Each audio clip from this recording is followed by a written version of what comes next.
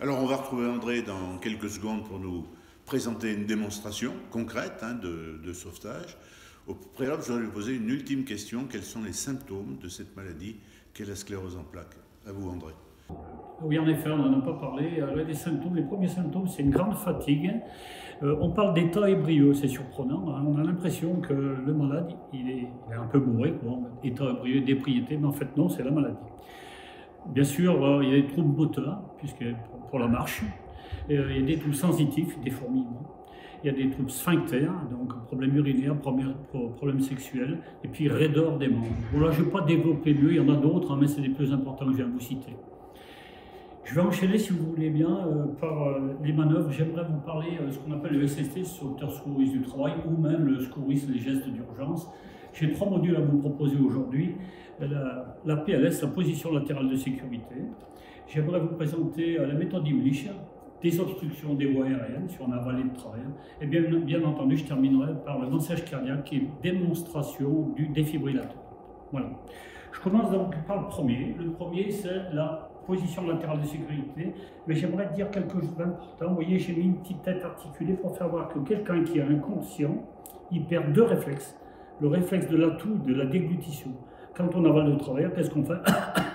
Parce qu'on a le réflexe de l'atout, mais aussi on peut avaler sa salive. Là, il ne peut pas, lui, il a perdu ses 2 réflexes, mais en même temps, un relâchement de la langue, on voit très bien ici. Et la personne, elle est comme ça, il ne lui reste plus que l'air qu'il y a dans les poumons. Si on ne fait rien, il va s'arrêter de respirer, mais surtout, il a un problème, c'est que tout ce qu'il a dans l'estomac, ça risque de remonter, et il risque de se noyer par ses vomissures. Je vous rappelle qu'il y a des acides pas bons pour les alvéoles. Donc on vous demande de mettre la personne sur le côté, mais avant, si vous regardez bien, si je bascule la tête simplement en arrière, simplement de faire ce geste, j'ouvre la porte, l'air peut à nouveau rentrer dans les poumons. Et bien sûr, après, je mets en PLS, position latérale de sécurité. Je pose ça ici, je vais demander à Michel de venir. Michel, si tu veux mettre la tête de ce côté, manger sur le dos. Alors, je fais abstraction, si vous voulez bien, de comment je me rends compte que la personne est inconsciente et qu'elle ventile. Ça, c'est un autre cours. Là, ce que je veux, c'est que quand je suis persuadé que la victime est inconsciente, je lui parle, elle ne me répond pas, eh ben, il va falloir la mettre sur le côté par rapport à ce que je viens de vous dire pour éviter qu'elle régurgite. Je mets d'abord le bras à l'équerre et je viens chercher la main en face, comme si je voulais me regarder dans un miroir. Voilà. Et je lui prends sa main, son coude, et je lui mets la main sur sa joue. Je vais chercher sa jambe, et regardez bien, même avec 2 doigts, je la bascule sans problème. Elle est sur le côté, je sors ma main, sa main là lui sert de coussin, un petit côté de manière à la caler, et je lui ouvre la bouche. C'est tout, ça y est, elle est en sécurité. Si elle régurgite, ce que j'ai dit tout à l'heure, ça va aller par terre, ça ira pas dans les alvéoles pulmonaires, et elles ne seront pas détruites par toutes ces vomissures. Bien entendu, dernier point à rajouter, toutes les 2 minutes, je fais ce qu'on appelle une surveillance pour savoir si toujours elle est inconsciente. Michel ne me répond pas, je lui mets la main sur le ventre, et là je sens son souffle, je dis elle ventile. Pendant ce temps, eh ben, les secours vont arriver puisque je les aurais fait prévenir ou je les aurais prévenus. Voilà la technique. Le deuxième module, c'est désobstruction des voies aériennes. Donc, ce que je veux dire, c'est que quelqu'un a avalé de travers et s'est passé dans la trachée. Mais il faut quand même savoir qu'il y a 2 cas importants. Obstruction totale et brutale, ça veut dire, viens voir Michel s'il te plaît. Totale et brutale, ça veut dire si elle a avalé de travers, c'est bloqué ici, et elle a plus de souffle qui entre et qui sort, mais surtout elle peut pas faire sortir un son. Obstruction totale et brutale, si je fais rien, elle va mourir, d'accord? Tu n'as plus de 3 minutes de survie ventilatoire, même pas. Donc, qu'est-ce qu'il faut faire? Il faut agir tout de suite. Je lui mets la main sur la poitrine, je la penche en avant et je tape 5 fois dans le dos. Alors, je démontre. 1, 2, 3, 4 et 5. Naturellement, je taperai beaucoup plus fort. Après, je me mets derrière, je me mets là, et puis avec ma main, là, je vais chercher à la base du sternum, ici, là. Tu dois le sentir déjà comme ça. Et puis, ce qui est important, c'est de mettre le doigt, le pouce à l'intérieur de la main, et à la place de mon doigt, là, à la place de mon doigt, je mets mon poing comme ça, je te fais pas mal, là.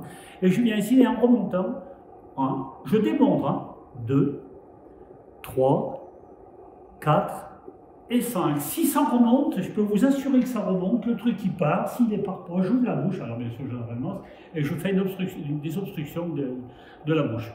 Si ça ne part pas au bout de la première fois, ben je recommence. j'ai le droit de le faire 3 fois si vous voulez. 1, 2, 3, 4 et 5. Et je reviens, tac, je viens ici, je viens là, et 1, et 2, et 3. J'appuierai bien plus fort hein, dans la réalité.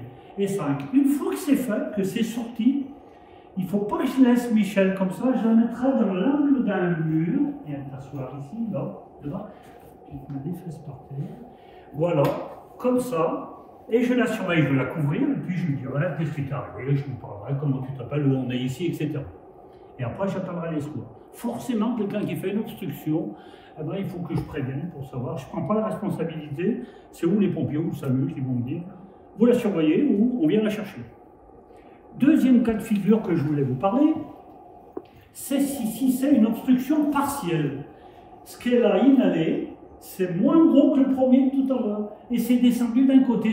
Ça ne s'est pas arrêté dans la trachée, mais c'est descendu dans une bronche, ou à droite ou à gauche. Donc elle va respirer difficilement comme ça. Par exemple, si je t'assois, assis-toi Michel, si je l'assois et qu'elle va aller de travers, si c'est de ce côté, elle va se pencher. Il y aura ce qu'on appelle une douleur exquise, ça s'appelle comme ça. Hein.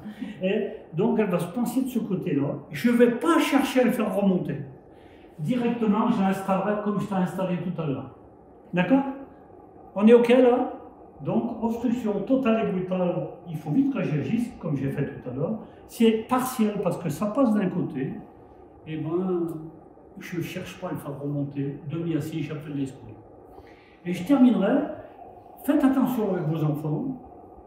Pas de cacahuètes, rien du tout, c'est huileux, ça descend encore plus bas. Bronchiole. On va peut-être pas s'en rendre compte tout de suite, mais ça va faire du dégoût. Faites attention. Voilà, merci. Il me reste à démontrer maintenant le bébé. Ok. Si c'est un bébé, alors il y a l'adolescent hein, entre les deux. Non, je vous conseille après, je vous dirai ce qu'il faut faire là. Un bébé, je le prendrai comme ça, mais vous avez vu, j'ai mis la chaise. Un bébé, il faudra que je m'assoie. Je suis sur le bord de la chaise, les pieds à plat. Le bébé, il a une particularité, c'est qu'il n'a pas de cou, le bébé. Donc lui, avec mes doigts, paf, je lui lève la tête, ça y est, j'ai ouvert ma porte, comme j'expliquais tout à l'heure avec ma tête articulée, vous vous rappelez? Mon avant-bras sur ma cuisse, je le tiens et je tape 5 fois comme ça. 1, 2, 3, 4 et 5. Une fois que j'ai tapé, je le fais pivoter, je change de cuisse, je ne suis pas pressé. Pour faire cette technique, il faut qu'il soit déshabillé, torse nu. Je viens dans l'alignement mamelonnaire et regardez, c'est très important ce que je suis en train de dire, avec mes 2 doigts là, et je descends de la valeur d'un doigt. Et j'appuie 5 fois. 1, 2, 3, 4, 5. Vous allez entendre le souffle qui sort. Si c'est pas ressorti, je recommence. J'ai le droit. 1, 2. Mais mes doigts, vous avez vu, j'ai levé le menton. 3, 4 et 5. Je reviens ici. Et 1, et 2, et 3, et 4, et 5. C'est sorti. Il va se mettre à pleurer demi-assis. Viens voir Michel, viens t'asseoir. Hein. Le bébé, vous ne pouvez pas le mettre là-bas, comme j'ai mis l'adulte tout à l'heure. Ben, je le remets dans les bras de sa maman, ou de son papa, ou de sa mamie. Il est en position de assis, je peux librement appeler les secours. Il est en sécurité, il va se mettre à pleurer et ça va rassurer la maman également. Voilà. Alors maintenant, je vous invite, une fois que j'ai fait ces 2 techniques, je vais passer à la 3e, à vous démontrer le massage cardiaque et le défibrillateur. Tout à l'heure, vous vous rappelez, avec Michel qui était allongée, j'ai dit elle était inconsciente et elle ventilait, comme elle ventilait, je l'ai mis en position latérale de sécurité. Là, quand on a fait le bilan, on arrive au cas où elle ne ventile plus. Là, je suis avec ma victime qui est allongée, il va falloir masser. Enfin, je vais vous faire là comment on masse, mais surtout, envoyer quelqu'un chercher un défibrillateur. Ça veut dire qu'il faut que je sache où ils sont. Dans cette technique-là, si je dois masser, je dois masser la victime, elle doit être déshabillée. La victime doit être placée sur un plan dur, par terre, et je vais masser dans la partie basse du cœur. Retenez que la partie haute, c'est les oreillettes, oreilles. Partie basse, ventricule, le ventre. Moi, je veux appuyer sur le ventricule. Pour comment je le trouve? Ligne mamelonnaire, je suis au milieu, sternum, c'est là qu'il est, et c'est là que je dois appuyer. Comment j'appuie? Je me mets dans cette position, là. Je me mets à genoux, les bras tendus et verrouillés, et j'appuie. 1, 2, 3, 4, 5, 6, 7, 8, 9, 10, en continu, sans m'arrêter.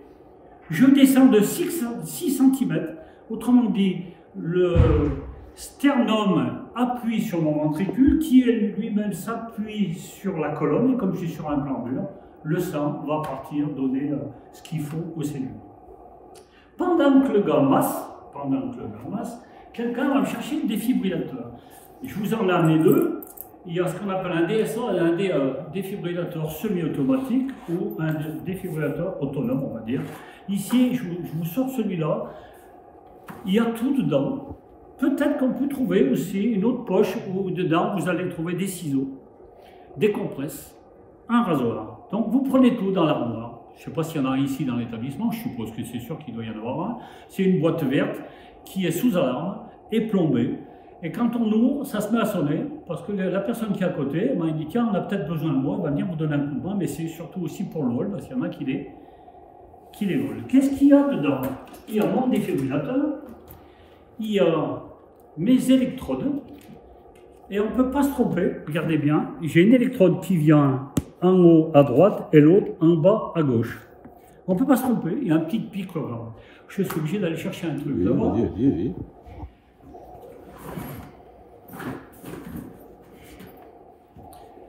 Voilà.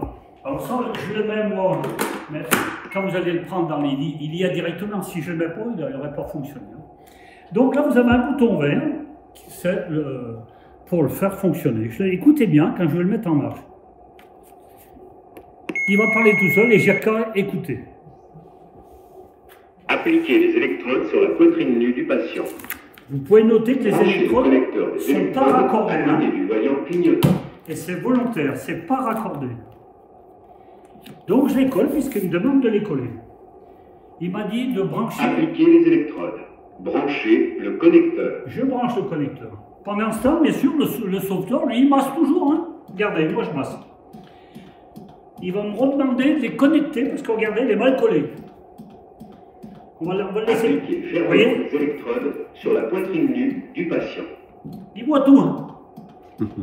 1, 2, 3, 4, Analyse 5, du rythme 6, cardiaque 7, 8, 9, 10, 1, Ne 2. pas toucher le patient. Pas toucher le patient, je m'arrête de masser. Choc recommandé. Regardez bien. Appareil en charge. Là, il y a un voyant qui va Restez s'allumer. à l'écart du patient. Délivrez le choc maintenant. Choc délivré. Délivré. En pause. Qu'est-ce qu'il me dit? J'attends qu'il me parle. Commencez la RCP. Commencer la RCP, réanimation cardio-pulmonaire. Là, je continue.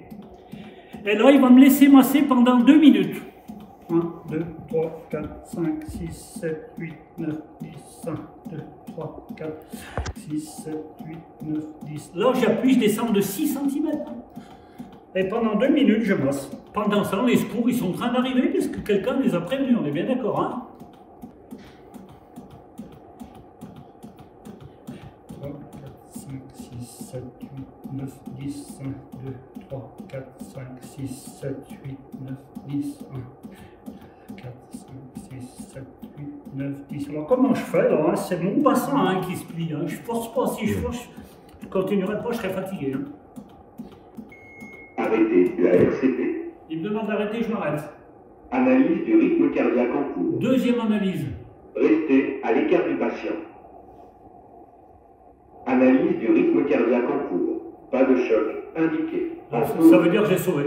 Et autrement, il m'aurait dit de refaire. Commencez la RCP. D'accord? Alors, je vais arrêter. Ce que je dois vous dire également, c'est que la victime, elle peut être ce qu'on appelle en fibrillation. Le cœur, il bat de 50 à 80 pulsations à la minute. S'il a un pouls qui est complètement anarchique, qui bat comme ça, par exemple à 150 ou 200 battements à la minute, il est vraiment trop rapide, lui, il va le faire baisser en faisant ça. Et on envoie 180 joules. C'est une puissance, c'est des joules. D'accord? Voilà, et puis je ne m'arrête pas. Je m'arrêterai que quand les secours me demanderont de m'arrêter, qu'ils vont me remplacer. Voilà, c'est tout. Je terminerai avec cette démonstration pour inviter tous les gens qui m'écoutent à aller venir s'inscrire à la DPCL au niveau des pompiers, à la Croix-Rouge, à la Croix-Blanche, dans n'importe quelle association. Je vous invite à faire un stage. Là, vous allez développer un peu plus ce que je vous ai démontré. C'est une invitation. Je souhaite que ça ne vous serve jamais, mais si vous devez être confronté à quelque chose, de manière à pouvoir faire un geste. Je vous remercie de m'avoir écouté. Merci à vous. Au plaisir.